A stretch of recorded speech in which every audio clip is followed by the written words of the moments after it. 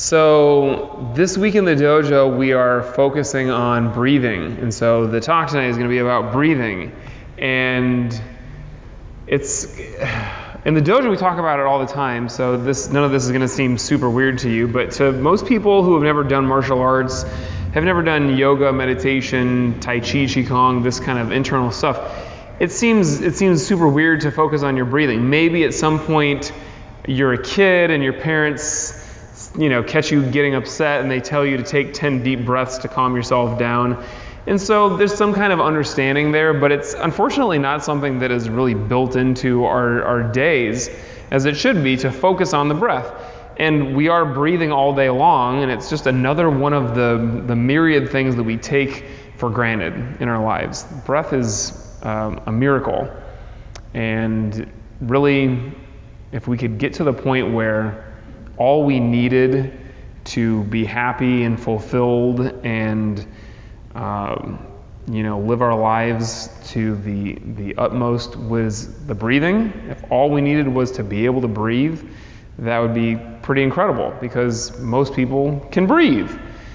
But I was thinking about this in terms of priorities, because the breath is incredibly important to everybody, not just martial artists. And I was just Googling today on my cell phone, which is not actually like this. I was Googling, how long can you survive without breathing? And it's because I know that David Blaine at some point recently did something crazy where he was holding his breath for 20 minutes or something, but that was because he had a bunch of oxygen right beforehand, and somebody else, there's a world record for free diving without the aid of any breathing apparatus that was about 20 minutes long. And again, that person took a lot of oxygen beforehand, but it's still impressive to be able to do it. But the average person is going to be out after about 3 minutes tops. And so I thought that's interesting, and it showed up immediately after that with you want to look at the rule of 3. So you can survive for about 3 minutes without breathing, without oxygen. You can survive for about 3 days without water, and about 3 weeks without food. And I thought that's kind of interesting how that fits into this nice little thing that we can remember easily. But I was thinking about this, it's so interesting, our priorities, how much time we spend thinking about, worrying about, with our consciousness on things that are not that high up on a list of priorities when you look at what we need to survive. So you have to breathe. You do it all day long. It's so important to us that if you tried to hold your breath to the point where you would die from it, you would pass out, and then your nervous system would just make you breathe again anyways. So it's impossible to die that way. I'm guessing you could probably more easily die from not getting water or food, but it's kind of something that you start to get to this desperate state with pretty quickly. I know for me, if I have not had any water to drink in about 10 minutes, I start feeling real parched. I gotta go over and get a drink of water. And I'm teaching class and I'm yelling the whole time. And I know you guys think, this class is so hard, I need the water. Well, not tonight. The dojo is like a sauna. You guys all sweat like crazy and you're all just inhaling each other's sweat. Gross. But it's even harder to teach class and be yelling all the time, because that really makes your throat dry. But I get it. You can survive for 3 days without water, supposedly. But before that, you would start to really be thirsty. Right around 10 minutes for me, and maybe the end of day 1 for some people. And I know a lot of us don't drink as much water as we're supposed to.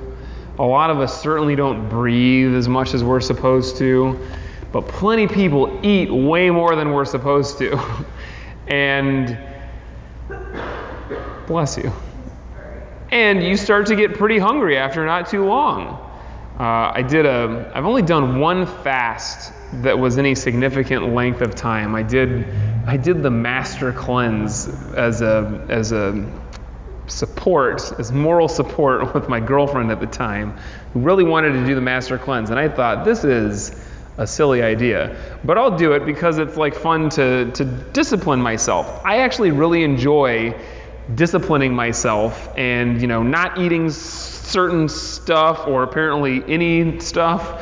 There's something about disciplining myself that from martial arts, I guess, just makes me feel very satisfied and like all powerful when I can say I'm just not going to do that for a while. So if it was about a week. I didn't eat anything. I had the lemonade with cayenne pepper and grade B maple syrup, and it was not very good. And after the first day, I was just dying, and I was teaching martial arts at the time. And by the second day, I was feeling pretty good. Like I could do this for a while. And by the third day, I didn't even notice that I wasn't eating. And it continued that way for the rest of the fast. I felt pretty good, and I was expending a lot of energy, but apparently just as much as I had already built up in my body or that I was taken in with the lemonade. What's the point that I'm trying to get at? Oh, fasting. Like, it doesn't take long for you to start to feel like you really need food, but then you can kind of get past it. But let's just say, still, you get into a point of desperation at some point. Even if you're used to fasting or used to being very disciplined, you'll get to a point within the next couple of days or weeks, definitely, where you feel like if I don't eat something now, I'm going to pass out. And you might. So these things are high priority. In this order: breathing, drinking water, eating. And they're all way up there. But if you think about the amount of time and energy that we spend actually thinking about these things, maybe with the exception of eating, because I spend a lot of time thinking about what I'm going to eat later on. But most people, it's like we spend way more time worrying about stuff that is absolutely not important. Nonsense. We think about what other people think of us. And you can survive for a very long time with people thinking pretty badly of you. We think about, like, when am I gonna get the next car? You can survive for a very long time without getting a new car. All of the stuff, whatever it is, let's just take this out to the people. What do you guys worry about a lot? And it can be embarrassing. Nobody's gonna know it's you because they can only see me. What do you worry about? Like every day I worry about this thing. Go ahead. Yes? My cat is okay because it's an indoor outdoor cat, and so sometimes I worry if I end in my car. Okay. So, there's some elements of survival to that. You're worried about your cat surviving, but let's just say you're worried about your cat's comfort. Let's just say that. You can survive for a long time with your cat being uncomfortable. You could even sadly survive for a long time with your cat being hit by a car, but we don't have to think about that. What else do you worry about? Try to give me something that's not about another animal dying, because that's a gray area. Nobody's got anything else they worry about? Does it have to be really specific? No. Something general. I strategize about making money. Yeah. Strategize. Money. Look, money is something that we all worry about. And I didn't say money earlier because in our society, it's more difficult to survive without money, but you can certainly do it. There are plenty of people that survive with absolutely zero money for a very long time. And there are people who just completely live off the grid and don't have any money at all. But even living in the situation that you live in, you could survive for a very long time with moderate to reasonable comfort without making a cent. And yet we worried about it constantly, right? What else? Come on now. I know when you're young, you worry about all kinds of stuff. I remember what it was like being your age. Give me something good. Being late to martial arts. Being late to martial arts class. Yeah, Doug was telling me about this earlier on. Yeah, you're worried about being late because, and this is kind of related to what are people going to think about me when I show up finally, and we worry about being late. This is one that I worry about from time to time. It's like a self-fulfilling prophecy. The more you think about being late, the more you will it to happen. So try thinking about being on time. See how that happens. These are all just examples, and we could go on for forever. You guys are just being shy right now. But we all worry about nonsense stuff that just is not really a high priority all day long.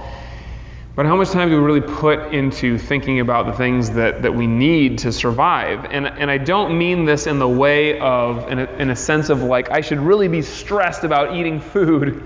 I mean it like, if you think about the things that we need to survive and we stop taking it for granted, but we start really enjoying them and looking at it as thriving instead of surviving. This is a totally different way of living life. It is a fundamentally different experience.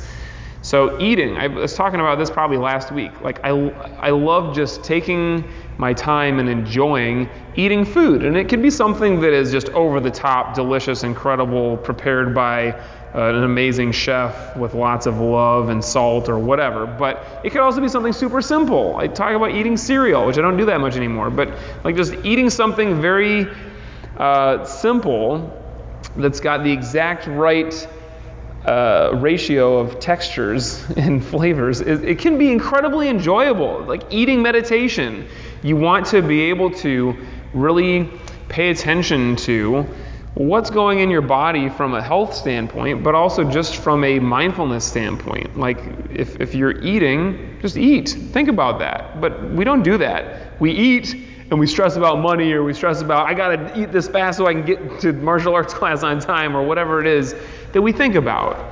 And like Doug's great example of getting here. How late were you, by the way? I wasn't late. Wasn't late. You thought you were going to be late, and you were all stressed out about it, and you realized, like, wait a minute, I'm thinking about teaching a class that has to do with breathing, so I should just breathe right now. So just like eat when you eat and enjoy it. This is something that you have to do, and you may as well spend like your energy on that while you're doing it, at the very least. Drinking water can be in some circumstances incredibly, I don't know what the word for that would be. Satisfying? Yeah, you're really thirsty and you drink water and it feels great. And you can, focus on the sensation of like the actual drinking water, or just, some people love every time they sit down to eat or drink water or anything, just being very grateful for it. Like, this is nice. What if I literally could not find any water to drink, and how would that feel right now?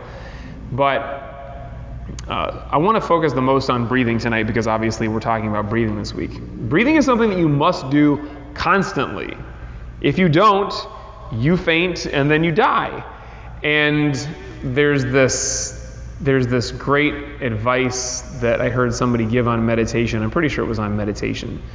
But it was like somebody saying, meditation is tough because it's just not that interesting. It's kind of boring to sit there and just breathe. And this other person said, you think the breathing is boring? Go underwater. Or it was in this version of it, they took them to the water and held them underwater like this for a while until they started struggling, and they finally let them up for breath. And the look on their face is what you would imagine if you just almost drown. And then he said, you still think the breath is boring? So obviously if you think about it in terms of survival, breathing can be very exciting, but that's not our relationship to it usually. Breathing is just like a thing that happens. And we take it for granted because it happens without us having to do anything. If you're alive, you're breathing. And it's messed up, because if we actually focus on the way that we breathe, we can breathe in a very different way, in a much better way, in a way that actually, again, changes the way that we experience our lives. And for sure, it changes the way that we experience this moment. And I love the breath for that very reason, because every breath is unique, and every breath is your link to this moment right here. You cannot be focusing on your breath and be worried about the future or the past. You can only be here in the present, now, with this sensation of this breath coming in or this breath going out. And I was talking to somebody earlier today, and we were talking about just performance, like athletic performance, the ability to do things with your body that are kind of above and beyond what you would expect and what most people can do. We were talking about how, the breath component to this and how you can use your breathing to be a better athlete and to get more out of your body. He was talking about in other cultures they do things. We were actually talking about how old martial arts and how old fighting in general is. It's pretty much the oldest physical thing that there is. To do this, to be able to survive, you have to be able to fight off other things that are trying to kill you. He said another super ancient activity is running, obviously. He said there are lots of cultures where they have something that's kind of similar to soccer, where they have a ball. It's made out of some kind of animal skin, and they kick it, and a group of people run after it. And they run up to it, they kick it again, and they run after it. And he said that this activity of just kicking the ball and running allows these people in these cultures to run for, I believe he said, like hundreds of miles without stopping. And this is something that I can't even fathom, because I can't run for 100 minutes without being in serious pain. But to be able to run just for a long, long time, it requires some skill in running so you don't hurt yourself, but also the ability to have your mind in a different place. It's in a very different zone. And we were talking about this, and I asked, is this because you kick the ball right over there, and then you think, well, all I have to do is run over there. You get to it, you kick the ball further, and you go, okay, now all I have to do is run over there. It's not like you go out into the desert and you choose the absolute furthest possible point that you can hardly see, or you choose the mountain on the other end and you say, that's where I'm going to go. You're not going to get very far, at least if you're not great at running. But if you just kick the ball a little bit further down the road, you can just keep doing that indefinitely. Because the way that our minds work, it's very easy for them to shut down when you look at the big picture. We talk about this all the time with goals. You can take a huge goal that's very impressive and impactful and break it down into tiny chunks and just work on this chunk, get that done, work on the next chunk. This is how we achieve amazing things as human beings. This is what we do. It's you kick the ball a little bit further and then you run after it. And he was explaining how this kind of relates to persistence hunting, which I talked about recently, which is the same basic idea. It's like human beings evolved in this theory to hunt. He said we were apex predators before we ever invented weapons, because we were amazing at just chasing down prey. You'd find an animal, you'd chase it, it would run away, and you just run to the next spot, and the animal eventually just gets tired and falls dead. That's it. And it's just like that next little chunk of distance that you have to cover. And I was thinking about this in terms of breathing. I'm coming back to it. We had last week's, was that last week's challenge of the week or 2 weeks challenge of the week? 2 weeks ago, the challenge of the week was the plank, to get your longest plank time. And I know some of you guys did it. Anybody want to share their times that they got in the highest time? He's just raising his eyebrows. Nobody? Well, what'd you get?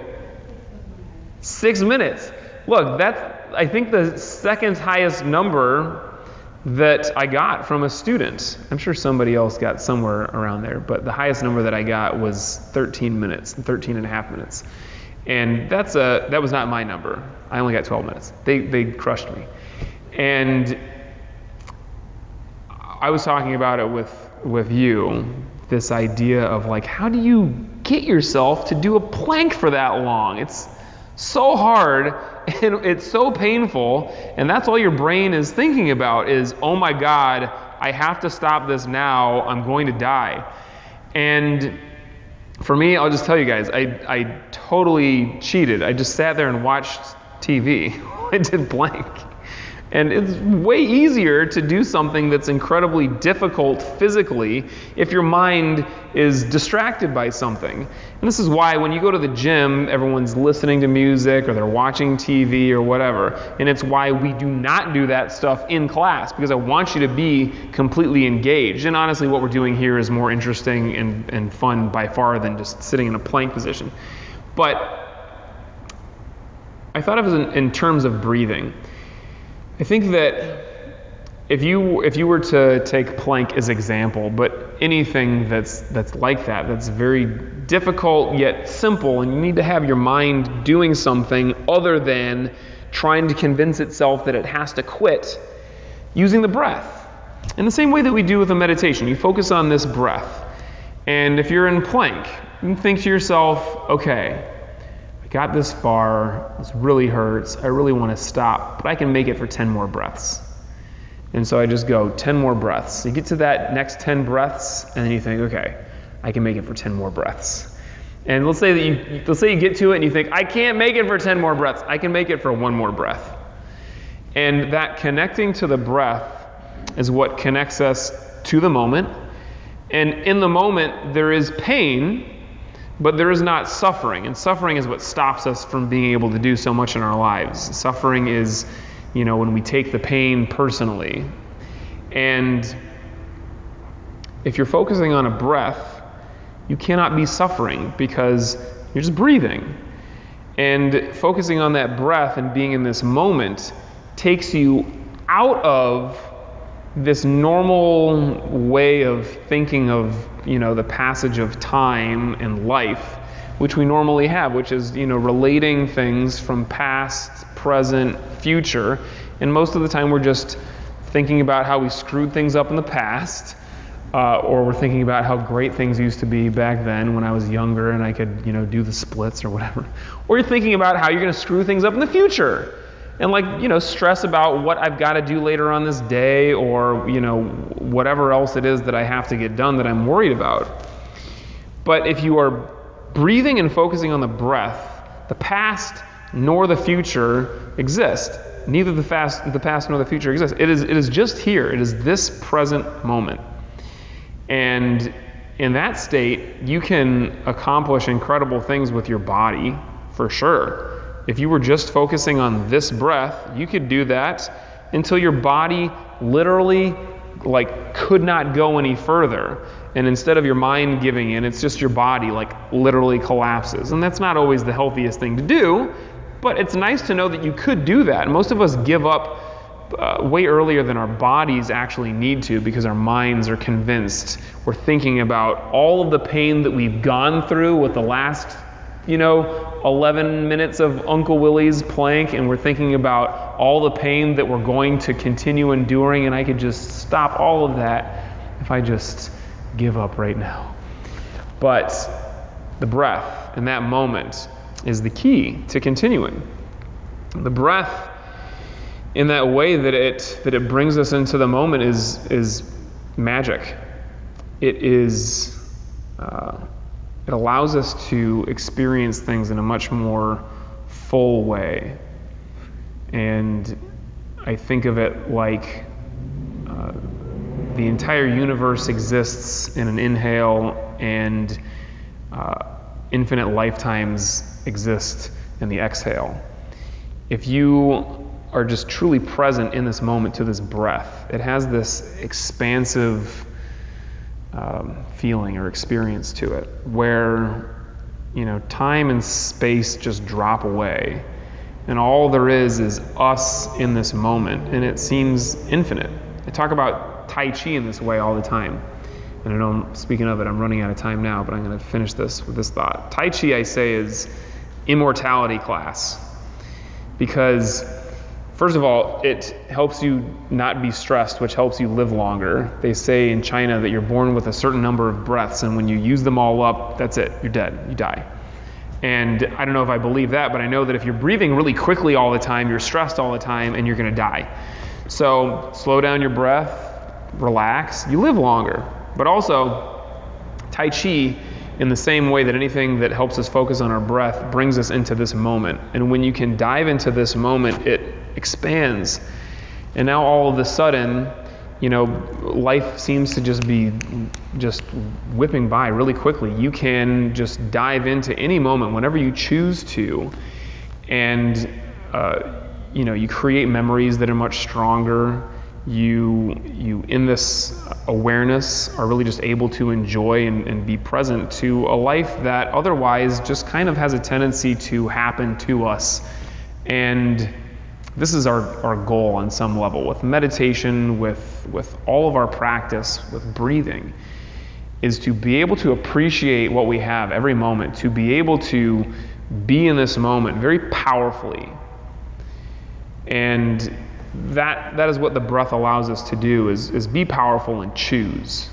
When I connect to the breath, I connect to a deeper, all-powerful part of me. What is beyond the small self, the ego, the thing that is very limited, the thing that puts limits on itself and says, I can't do this, I can't do that. The breath, there's no judgment like that. There is just being here now, and the ability to be infinite like that. So that's what we're going to practice now, being infinite. So sit comfortably.